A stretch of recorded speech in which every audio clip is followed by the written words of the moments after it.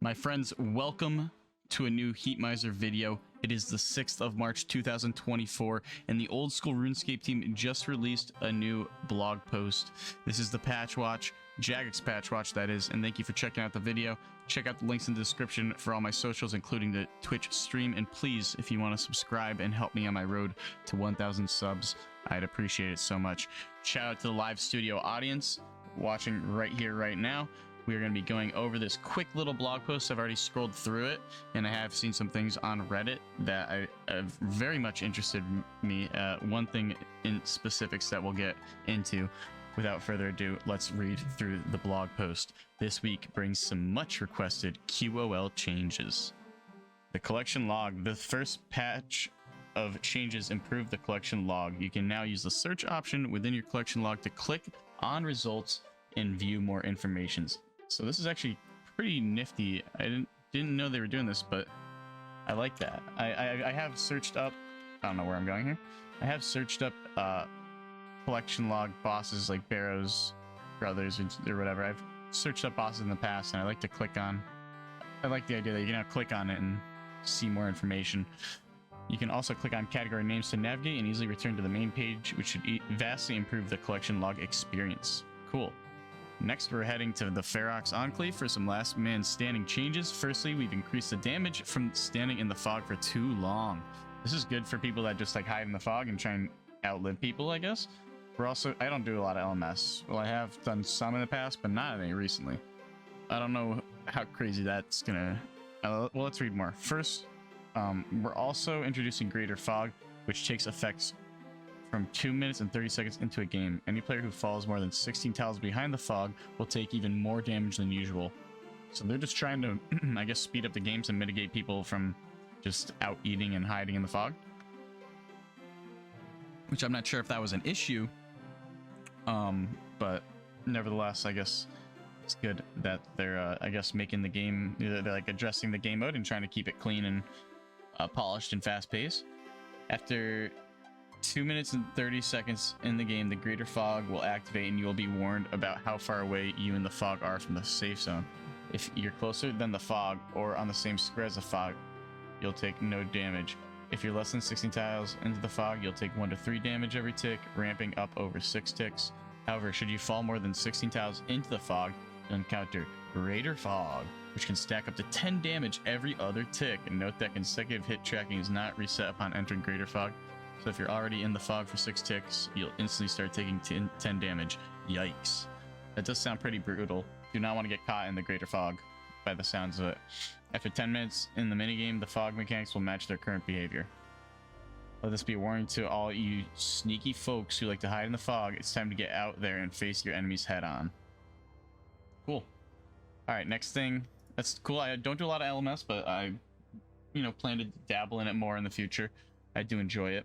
And maybe, who knows, like, if they continue to do small little QOLs, it could be, can continue to be polished. I'm aware, or at least in my opinion, it can get better and better. Moving on, combat achievement broadcasts. I have seen this actually. I was wondering because I've been playing for a couple hours and I saw, yeah, I got a combat achievement at broadcasting the clan. That's pretty cool. And I'm not a clan leader, but that's pretty cool. And know that these settings are disabled by default. Cool. Alright, first up, forestry. All unique drops from forestry events are now automatically placed in the inventory as long as you have free space for them. Thank God. Thank God. Secondly, I just know that I've seen posts of like people that are at like big forestry events where there's a lot of people and like logs and shit on the ground, and like the event itself is on the ground. And like that would like, and then like the item spawns and they get the pop-up on the collection log, but they can't find it. Yikes. Secondly, the bonus from Twitcher's gloves now applies to redwood trees, although do note that these mighty trunks trunks only drop clue scroll nests, so you won't see rings or eggs even if you have those settings enabled on the gloves. Okay, cool. I didn't know that they didn't work on the redwood trees, but yeah, honestly, make Twitcher's gloves somewhat niche for sure, because they seem very like I mean, I don't want to call them useless, but I don't chop trees anymore, sadly. I used to love chopping trees. Previous PvP, combat, alright, other changes. Previous PvP combat information is now wiped upon death. This is to stop players who have just died to a player coming back to fight them again without being skulled. Okay, remove the League's 4 decorations from Lumbridge. I saw someone on Reddit complaining about how ugly that is and had a lot of upvotes. So I wonder if this was already planned or if they did this last second, because I saw this post like just yesterday or the other day. So either way, I mean, I have to agree it was pretty ugly. So the lightning circle is now brighter and even more visible on both Calvarion and Vedion. Oh, interesting. Visibility is good. Scrying pools and POH houses can once again be used to view a wide range of destinations across the game. To avoid safe scouting the wilderness, the pools still won't let you view wilderness locations directly. Instead, they'll state how many players are in the area, as they've been doing in recent months. Cool. I didn't know the scrying orb did that. I knew it existed, but I didn't know it had a wilderness function like that. So they fixed the bug where teleporting to your POH wasn't possible when building mode was set by default. Fixed the bug where buying a major and a cape from Purdue would make other god capes in the bank disappear. Okay, clue scrolls dropped by a player now last 1 hour on the ground rather than 2 minutes. This does not change existing behavior for clue scrolls dropped by NPCs or other entities. This is the biggest thing of today's update, the main thing that I really wanted to go over, because I myself am a master clue juggler. For those of you that don't know what that means, I will link the video to the man who explains it. His name's the Lone Gin Rat. He's an Iron Man. He explains how master clue juggling works. But basically, I have a 3-step clue here that doesn't. It's not the best one. Usually, you want the one that's like the easiest to do, and you drop it on the ground. And there used to be a 3-minute timer that you had to go do another clue. And if you didn't make it back in time, this would disappear. I've lost, I think, 3, if not 4. Master clues to doing clue juggling, but now that's basically nothing to worry about. You have an hour now with this thing on the ground. You can easily I can easily go get another master, go through it, and if I get a 3-step that I don't like, I can drop it, pick this one up, do the 3 steps, and then before I combine it, I put it down, pick up that master, and then I can just bypass a shitty 3-stepper that way. And now I don't have to worry about it. Previously, there was a couple steps, like some wilderness steps that the wilderness step and that Darkmire step where you had to go over the castle wall and run around it. Those 2 steps were nightmares for master clue jugglers because they took more than like 3 minutes to do. Literally, no matter how fast you did it. Even the fastest players couldn't do it in 3 minutes. So it would require like a little bit of like, you'd have to like run halfway, drop your master, go get your other one, run halfway, and like do like a midway juggle. But now you don't have to do that. So I'm over the moon about that. I feel like that really does speed up like doing masters. It makes them a lot more fun.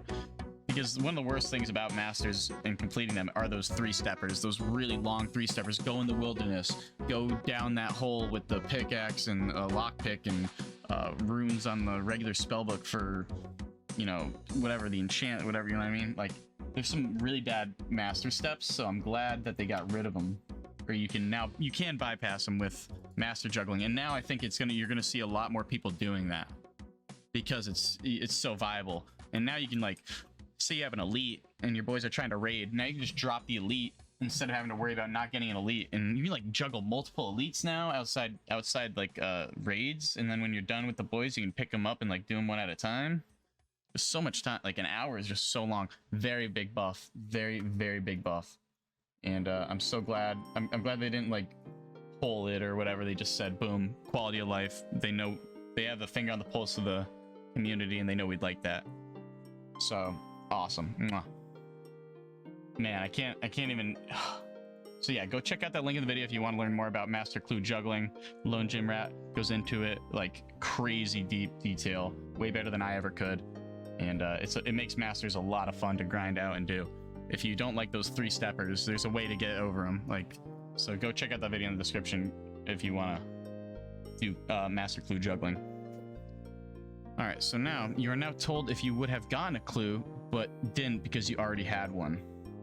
I heard on Reddit a little bit that this is a kind of annoying. Like for some people that like they know they already have a clue. Like maybe people that are done with beginners and they have a beginner or something. I don't know. I haven't myself experienced it yet, but I can imagine if you already have a medium and you know you do and you keep getting the message or whatever. So I think what they should do is add a toggle. People have been saying just make it toggleable. or if it like does it multiple times, it stops or something like that. But this is a cool change overall, I guess.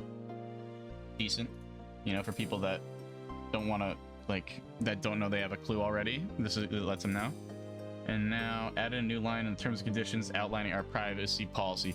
I have seen something about our information being sold on Reddit. I don't know. I don't want to go into like politics or crazy things because I don't really want to talk about that kind of things with a video game. But hopefully that's not the case. I don't know. Hopefully this is weird. This is a weird one. And let's move on. The Varlamore release date. Varlamore, the Shining Kingdom, will open to visitors on March 20th. This update is full of content, including the Fortis Coliseum, Perilous Moons minigame, the Hunter Guild, and much, much more. I am taking the 20th off 100%. I cannot wait. There is no update. Game update next week as we make our final preparations for the Old School's greatest area expansion to date. I'm so excited for Varlamore. I'm definitely taking it off work. It's happening. I'm going to stream it all. There's going to be YouTube videos. And I believe that's actually it. It's just a small... I mean, leading up to Varlamore, you can imagine they're not coming out with a bunch of crazy things. This Cluth thing alone has got me over the moon. And I'm very happy about that. One other thing I do want to do is check out the poll booth, because I believe there's a new poll, right? A new poll sitting up? Oh, there is. All right. Cast your vote. Oh yeah, so this is what they discussed. Should we move the hard clue step? Currently points towards the Chaos Temple. Yes. Should we add the Chivalry prayer scroll? Yes. Should we adjust Chivalry bonuses? Yes. Should we approach these adjustments with option A or B? I didn't see. I can't remember what they are off the top of my head, so I'm going to skip. Adamant Seeds, yes. Blip block scroll, name to be determined. We gotta look into this more. We need to go to the blog post. I don't know, I think I can just skip it, I guess, for now. Should we add the blip block scroll? I know what it is. It's this one. I kind of want to go back. A or B for the Chivalry's bonus. I can't remember which one was which. A was like strength and one was defense, right? Which one was strength and which one was defense? Shit.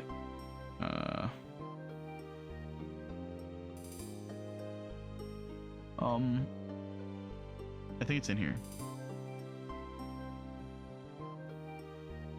It's in the Undead Pirate poll blog, right? Fountain of Rune. Blip block scroll. Chivalry. Okay. A. Give Chivalry 15 defense, 18% strength, 20% attack. B. 20% defense, 18% strength, 18% attack. A. Offense. Should we add the blip block scroll? Yeah. Should also prevent tally attacks from abyss demons? Yeah. Should we add adjust the Fountain Room? Yeah, more alchemy things? I think so. Should we add an opt-in system that allows players to earn GP and blade supplies at the Wilderness Agility course? Yes. For some reason I thought this was already out. Is there a different update that's already come to the Agility course and this is another one, or is this the first one they're doing? I haven't touched a Wilderness Agility course in a long time, or if ever, but for I think you have to do it for a step in the master, but either way. Sure, make GP doing that? Yeah, fuck it. If the system from question 9 is added, should Amelie's crystals be obtained as a reward? This would account for 20% of loot. Yes, I think so. Give us different ways to get Amelie's. Yeah. Should we add a stackable token in the Wilderness Agility course that players can hand in for extra XP with increasing XP modifiers for bigger stacks as described in the blog? I think that's cool because that'll like make people want to like stay for longer. So like increases the risk. I think that's a good idea. Should we adjust the respawn timer of most Wilderness NPCs to 9 seconds to reduce downtime during Wilderness Slayer? This aims to bring NPCs across the Wilderness more in line with each other. Yes, I agree. Buff, you know, give us little Wilderness buffs to get people out there, sure. Even though I don't want it to be best in slot anything. I mean, maybe GP can be like best of spot money. That makes sense. Like to get people out there to make money. Should we increase the quantity of bandits at the Wilderness Bandit Camp to improve the respective Slayer task? Sure.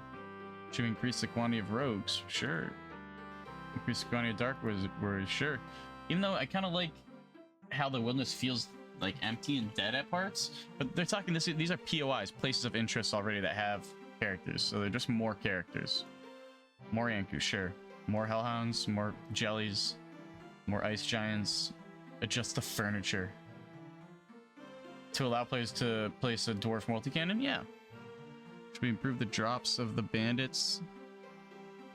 Yeah. Should we add frequent coin drops to rogues? Yeah. Makes superior Slayer creatures 10% more likely to appear while on a Slayer task. Yeah.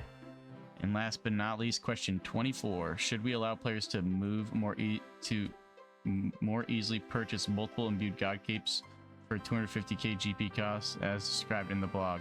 Why not? And I believe that's a lot of yeses. Oh boy. But well, that was easy.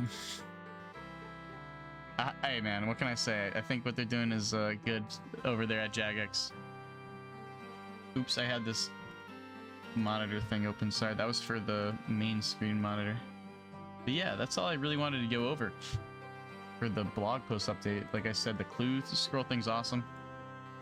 And if you made it this far in the video, I appreciate it so much. Please check out the links in the description if you want to watch me on Twitch, or if you want to follow me on YouTube. Or wait, this is YouTube. Make sure you subscribe and check me out. Like I got Discord, TikTok, links in the description. The Lone Gym Raps video will be in there as well. And we're excited for Varlamore on March 20th. Yep. Woohoo. All right, guys. Peace.